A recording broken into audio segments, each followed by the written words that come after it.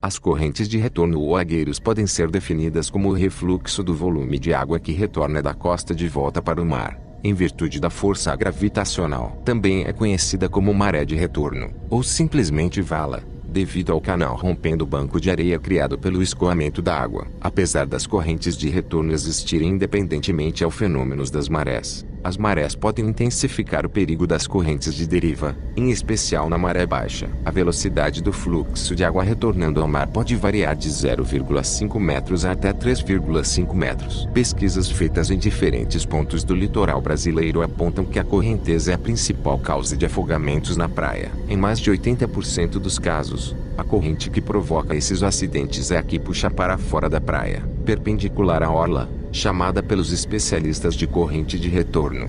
Esse fluxo é formado pela água das ondas, depois que elas arrebentam. A água que se acumula na beira da praia volta para o mar e, com isso, cria uma corrente nessa direção. Os fatores que determinam essas correntes são muito localizados. Por isso é impossível dizer que uma região do Brasil tenha tendência maior ou menor a apresentá-las. Elas dependem do volume das ondas, dos ventos e da topografia. O perfil mais comum de quem precisa ser salvado das correntes de retorno são homens jovens que não têm o hábito de frequentar a praia em que se acidentaram. Geralmente, o homem tende a ser mais imprudente no banho de mar. A mulher costuma ser mais cautelosa. É como no trânsito. Essa corrente pode chegar até 7 km por hora e nesses casos, não adianta tentar nadar contra, pois é muito difícil atingir essa velocidade na água. César Cielo, no recorde mundial dos 50 metros livre, prova mais rápida da natação olímpica, alcança uma velocidade média de aproximadamente 8,5 km por hora.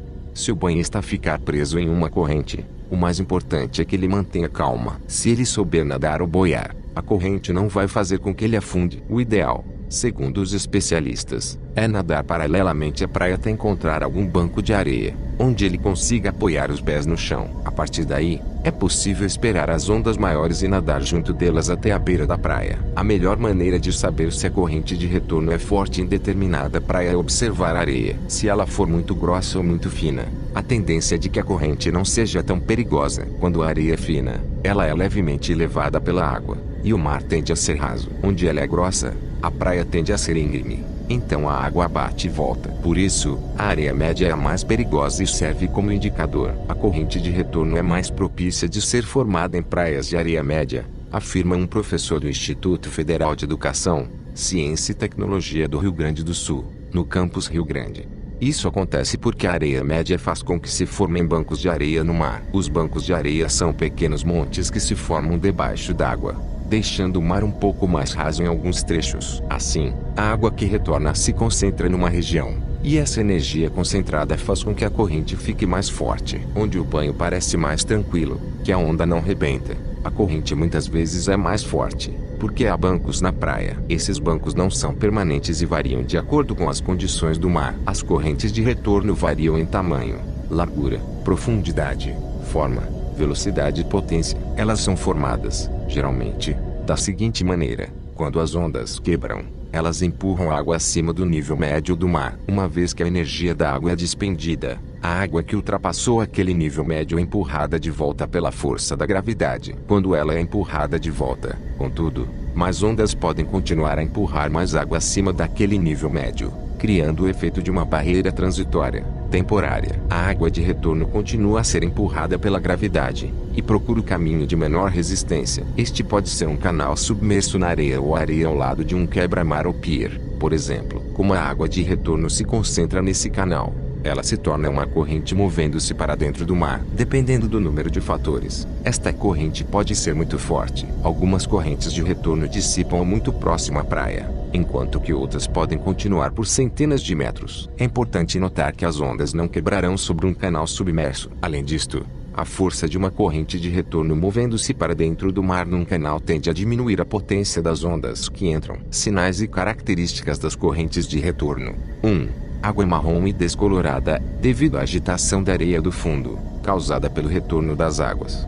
2. Água com tonalidade mais escura, devido a maior profundidade, sendo atrativas para banhistas desavisados. 3. Água mais fria após a linha de arrebentação, significando o retorno de águas mais profundas. 4. Ondas quebram com menor frequência ou nem chegam a quebrar, devido ao retorno das águas e a maior profundidade. 5. Local onde ocorre a junção de duas ondas provindas de sentidos opostos. 6. Local por onde o surfista experiente geralmente entra no mar. 7. Nas marés baixas, formam ondas do tipo buraco, alimentadas pela água em seu retorno. 8. Pequenas ondulações na superfície da água, causando um reboliço, em virtude da água em movimento. É o pescoço da vala. 9. Espuma e mancha de sedimentos na superfície, além da arrebentação.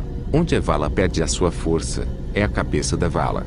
10. Ocupação de uma faixa maior de areia, devido ao maior volume de água, provocando uma sinuosidade ao longo da praia. É a boca da vala. 11. Escavações na areia, formando cúspides praiais em frente às valas. 12. Perpendiculares à praia, podendo se apresentar na diagonal. 13. Delimitam ou são delimitados por bancos de areia.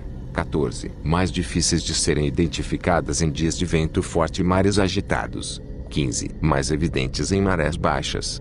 16. Perda da força de 5 a 50 metros após a linha de arrebentação. 17. Você deve ter observado que uma corrente é composta por 3 partes: boca, que é a entrada, pescoço e cabeça.